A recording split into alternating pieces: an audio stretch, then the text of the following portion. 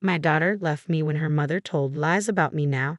After 1 and 2 years, she is back to ask for help in raising her child at 48. I'm a divorce living with my adult daughter, Renee, 22, if my ex-wife, 46 F, lives with her new husband. I want to give some backstory to explain how we got here. 7 years ago, when Renee was 15, I discovered that my then wife was having an affair with a younger man. It started when she began working late hours at her new job. At first, I didn't think much of it. She said she was trying to impress her new boss and establish herself in the company. I supported her even though it meant I was left alone to take care of Renee most evenings. After a few months, I noticed changes in her behavior. She became distant and was always on her phone smiling at text messages. When I asked her about it, she'd brush it off, saying it was work-related. I started to feel uneasy, but I tried to trust her. One day I decided to surprise her at work with lunch. When I arrived at her office, her coworkers told me she had left early. I called her, but she didn't answer. Worried, I drove around looking for her.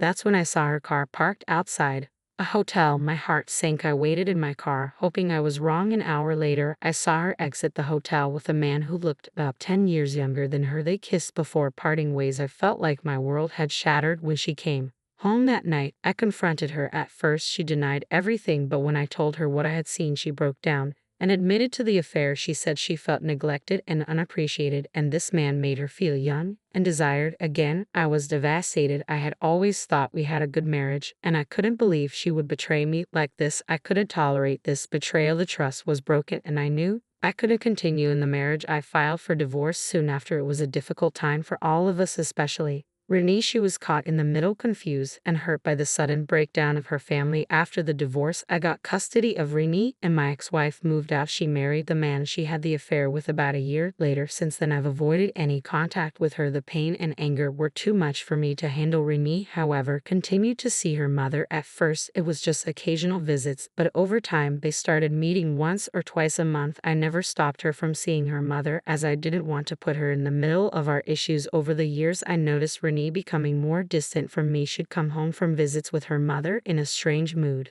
sometimes argumentative or cold towards me. I suspected my ex-wife was telling her things about me, but I didn't want to accuse anyone without proof. Recently, Renee started dating a guy named Jake, 24 meters. From the moment I met him, I had a bad feeling about him. He seemed disrespectful and had a cocky attitude. He'd make mean remarks about my job and my hobbies, and I noticed he'd roll his eyes when I spoke. I tried to give him a chance for Ren's sake, but I couldn't shake off my dislike for him. I expressed my concerns to Renee, telling her that I thought Jake wasn't treating her or our family with respect. She brushed off my worries, saying I was being overprotective and that Jake was just joking around. I didn't push the issue, but I made it clear that I wasn't comfortable with him. Last week, Renee went to visit her mother as usual. When she came back, she seemed stressed. She started an argument with me about Jake. She accused me of trying to control her life and said I was just like her mother, described me manipulative and selfish. I was shocked. I asked her what her mother had been telling her about me. Renee said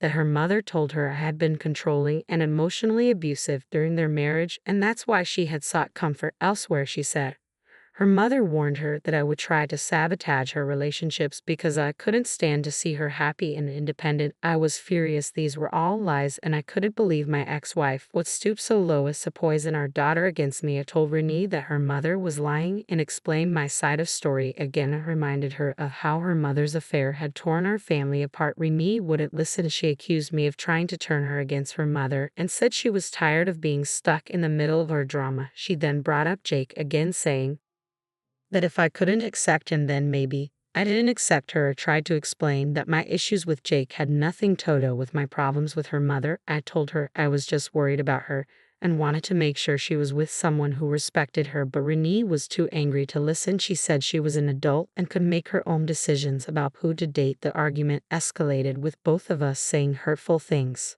Finally, Renee shouted that she was done with my controlling behavior. She stormed off to her room and started packing a bag. I followed her, trying to calm her down, but she pushed past me. She said she was going to stay with Jake for a while and that she needed space from me before I could say anything else. She was out the door, leaving me alone and heartbroken. It's been a few days now, and Renee still hasn't come home. She's not answering my calls or messages. I'm worried sick about her and feeling guilty about our fight. I keep replaying the argument in my head, wondering if I could have handled it differently. I never wanted to come between Renee and her mother, despite how I feel about my ex-wife, and I certainly never meant to drive Renee away. I was just trying to protect her and be a good father. But now, I'm alone in this house, missing my daughter and wondering if I've ruined our relationship forever. I can't help but feel angry at my ex-wife for telling Renee these lies about me. I feel like she's manipulating our daughter to get back at me. At the same time, I'm questioning myself. Am I really being controlling? Is my dislike for Jake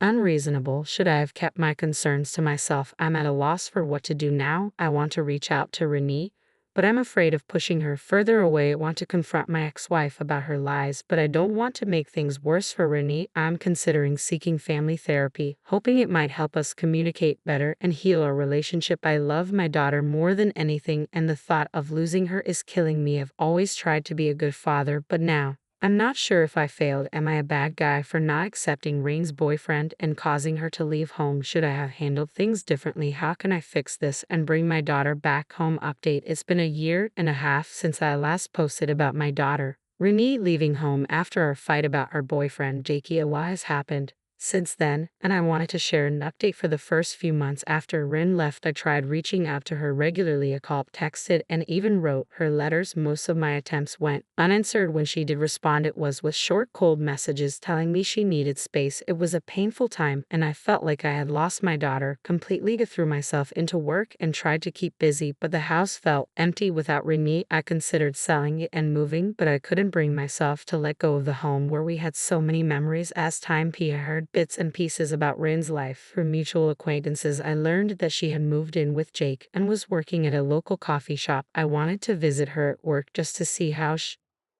was doing, but I was afraid of pushing her further away. 6 months after she left, Renee sent me a text on my birthday. It was just a simple happy birthday, but it gave me hope that maybe one day we could reconcile. I responded thanking her and telling her I missed her. She didn't reply, but I felt it was a small step in the right direction. A few more months went by with minimal contact. Then about a year after she left, I ran into Renee at the grocery store. She was visibly pregnant. The encounter was awkward and tense. She told me she was expecting a baby with Jake due in a couple of months. I congratulated her, though my heart was heavy. She was having a baby, and I had missed out on so much of her life. We made stilted small talk for a few minutes before parting ways. After that encounter, I sent Renee a message telling her that despite our differences, I would always be there for her if she needed me. She replied with a simple thank you. It wasn't much, but it felt like progress. Then last night, everything changed. I received a call from Renee around 9:00 p.m. When I answered, I could hear her crying on the other end of the line. My heart immediately started racing, worried about what could have happened. To her sobs, Renee told me that she had a 3-month-old baby now, a little girl named Lily, but Jake, her boyfriend, had been abusive. She said it started with verbal abuse and controlling behaviors. Shortly after she moved in with him, it escalated to physical abuse. During her pregnancy, she had been too ashamed and scared to reach out for help. Renee went on to say that Jake had left her 2 weeks ago. He'd packed his bags and disappeared, leaving her alone with the baby. She was struggling to cope both emotionally and financially. She couldn't work because she had no one to watch Lily, and she was quickly running out of money for rent and basic necessities. As I listened to my daughter pour out her pain and fear, I felt a mix of emotions. I was angry at Jake for hurting my little girl, heartbroken that Renee had been suffering alone, and guilty that I hadn't been there to protect her. But I also felt a pang of anger. After all, she had chosen to leave me and believe her mother's lies. When Renee finished talking, she asked if she could come home. She said she had nowhere else to go and didn't know what to do. I was silent for a moment, processing everything she had told me. Then I asked her if she had talked to her mother about this situation. Rain's voice cracked as she told me that she had gone to her mother first. She said her mom had listened to her story, then told her she was too busy with her new family to take on Renee and a baby. Her mother had suggested she look into women's shelters or welfare programs.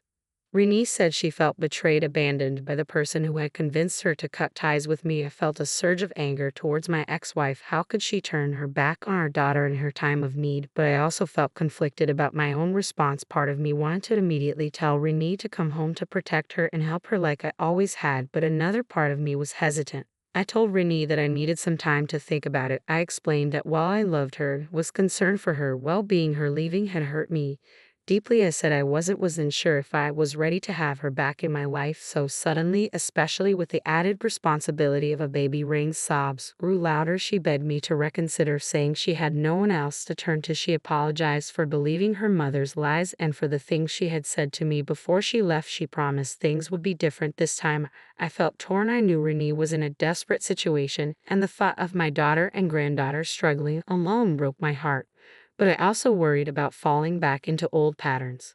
What if she left again once things got better? What if she still resented me? Deep down, I told Renee I would call her back in the morning after I'd had some time to think things through. I assured her that I wasn't abandoning her, but that I needed to consider what bringing her and the baby into my home would mean for all of us. After we hung up, I couldn't sleep. I paced around the house, weighing my options. On one hand, Renee was my daughter, and she needed me. This could be a chance to rebuild our relationship and be there for my granddaughter. On the other hand, I was still hurt from before, and I wasn't sure if I was ready to open myself up to potentially being hurt again. As the sun came up, I still hadn't made a decision. I knew I needed to call Renee soon, but I was paralyzed by indecision. Part of me felt like a terrible father for not immediately taking her in, while another part felt justified in being cautious. Now, as I sit here writing this update, I'm still unsure what to do. I love my daughter and I want to help her, but I'm scared of being hurt again. I don't know if I'm being selfish or prudent. I'm torn between my instinct to protect my child and my need to protect myself. Should I put aside my reservations and bring them home, or am I right to take some time to think it through? I could really use some advice on how to handle this situation. Update: it's been a week since my last update when my daughter Renee called me crying about her situation with her abusive boyfriend and their baby. I wanted to share what happened after that difficult phone call. After a sleepless night, I called Renee back the next morning. As promised, I told her I needed to see her in person to discuss the situation. We agreed to meet at a local cafe that afternoon. When I arrived at the cafe, I saw Renee sitting at a corner table, cradling a small bundle in her arms. As I approached, I got my first glimpse of my granddaughter, Lily. She was tiny and perfect, with a tuft of dark hair peeking out from under her blanket. My heart melted at the sight of her. Renee looked exhausted and scared. Her eyes were red and puffy from crying, and she seemed much thinner than when I last saw her. We sat in awkward silence for a few moments before I started to speak. I told Renee that I had thought long and hard about her request to move back home. I explained that while I loved her and wanted to help, I was still hurt by what had happened between us. I said I was willing to let her and Lily move in, but I had some conditions that needed to be met. First, I told her that if she came to live with me, she would need to cut off all contact with her mother. I explained that I couldn't have someone in my home who was in regular contact with the person who had lied about me and damaged our relationship. Renee nodded, saying she understood and that she had no desire to speak to her mother after being turned away in her time of need. Second, I made it clear that under no circumstances would Jake, her ex-boyfriend, be allowed in my home or near Lily. I said that if he ever came back and tried to contact her, she needed to tell me immediately so we could take appropriate action to protect her and the baby. Renee agreed readily to this, saying she never wanted to see Jake again after how he had treated her. Third, I told Renee that while I was happy to help her get back on her feet, this arrangement couldn't be permanent. I said that once Lily was a bit older, Renee would need to look for a job to support herself and her child. I offered to help with childcare when she was ready to start working. Renee agreed to this as well, saying she wanted to be independent and provide for her daughter. Lastly, I said that we would need to attend family therapy together. I explained that we had a lot of issues to work through, and I thought having a professional to guide us would be beneficial. Renee hesitated at this, but ultimately agreed. After laying out these conditions, I asked Renee if she could agree to them all. She looked at me with tears in her eyes and said yes. She apologized again for everything that had happened and promised to do better this time. I felt a weight lift off my shoulders. I reached across the table and took Rain's hand, telling her that we would get through this together. Then I asked if I could hold Lily. As Renee carefully passed the baby to me, I felt a surge of love for my granddaughter. I knew in that moment that I had made the right decision. We left the cafe and went back to my house, our house now. I helped Renee bringing her things and the baby supplies. It was a bit chaotic at first, trying to figure out where everything would go and how to set up the nursery in the spare room, but as we worked together, I felt the tension between us start to ease that night. As I lay in bed, listening to the soft sounds of Lily crying and Renee soothing her, I reflected on how much had changed in just 24 hours. I knew we had a long road ahead of us. There would be challenges and difficult conversations. We still had a lot of healing to do, but I also felt hopeful. For the first time in a long while, I had my daughter back, and now I had a beautiful granddaughter to love as well. I was determined to make this work, to be the father and grandfather they both needed. In the days that followed, we settled into a routine. Renee was an attentive mother, and I enjoyed helping with Lily when I could. We had our first therapy session, which was emotional but productive. We both committed to working on our communication and rebuilding our trust in each other. Renee has been respectful of the conditions I set. She blocked her mother's number and hasn't tried to contact her. She's also started looking into job training programs for when Lily is a bit older. I can see she's really trying to make things work.